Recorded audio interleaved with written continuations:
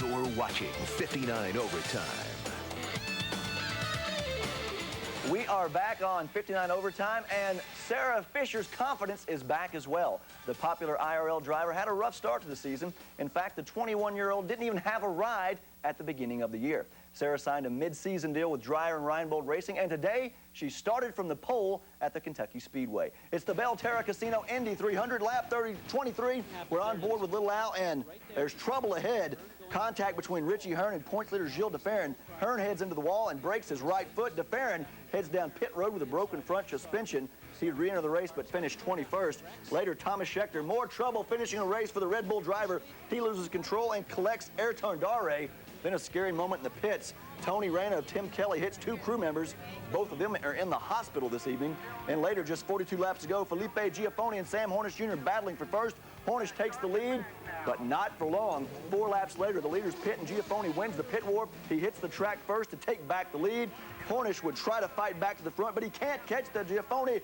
Giaffone gets his first career win. Hornish has to settle for second place, but he regains the points lead. Sarah Fisher finished 8th.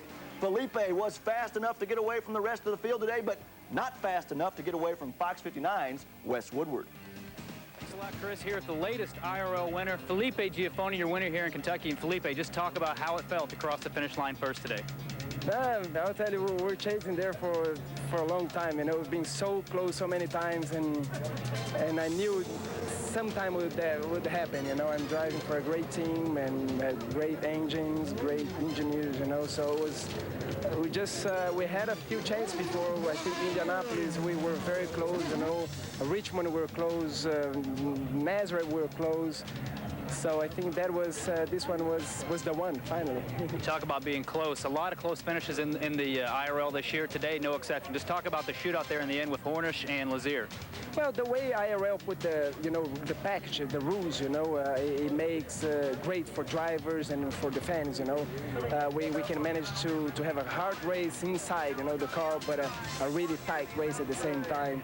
So the last few laps, I knew Bud Lazier was pushing a little bit behind me, so I was much rather have him behind me than Sam, And so when Sam got by him, I was like, ooh, this is gonna be really tough, I got a little luck because there's a few slower guys in front of me, so I could manage to draft them a little bit, and I think that really helped me out. Well, today's win puts you right back in the thick of the points. Just talk about moving up the ladder there. We're gonna be very close. I mean, I think those last 3 races are gonna be a battle between me, Hornish, and the 2 Penske guys. I think it's gonna be really, really hard. I don't want to put any pressure in the team at all. Just keep doing the job that they are doing. I never had a failure this year, and I just stick in the wall once in Phoenix. So it's just I think we have to keep doing what we're doing. No pressure. A lot of changing the guard, a lot of new winners this year. Alex Barron this year, Schechter last time at Michigan. You're a winner here at Kentucky. Is this a changing the guard maybe in the IRL, do you think? Yeah, I think what happened in IRL, I mean, there's some good teams out there, and different from the other series like F1, where you have like 1 or 2 good teams and that's it, you have no chance to win.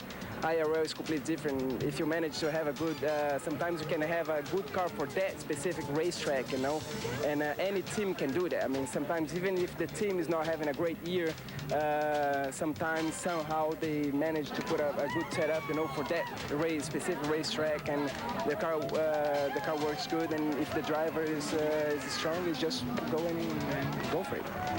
All right, Chris, we're going to send it back to you. Felipe Giaffone, your latest winner here in the IRL down here in Kentucky. Going back to you, Chris. All right, thanks a lot, Wes, and congratulations, Felipe. He gets the win. Sam Hornish was second. Buddy Lazier, he'd won the first 2 races at Kentucky Speedway, comes in 3rd today. Elio Castroneves rounds out your top 5. How about little Al? Al Unser Jr., his first race back since going into rehab. He comes in 6th. Sarah Fisher from the pole comes in 8th. Teammate Robbie Buell rounds out your top 10. And this does shake up your points lead. Let's hear from some of the other drivers, including your new points leader. I think we got the points lead back, which is definitely very awesome for our team, but Felipe's running was 4th in the championship, so a win would have been better, but we got to be pretty happy with the Pennsylvania Panther team. I think the outlook's still really good. I mean, we've been running well everywhere we go, so the outlook is all right. you know, it's certainly a bit sad about what happened today. And we didn't quite have the legs at the end. Giaffone, I had a run on him a couple times. He did a good job defending, and running that close behind his gearbox, I used up my tires pretty bad there trying to get by him early on.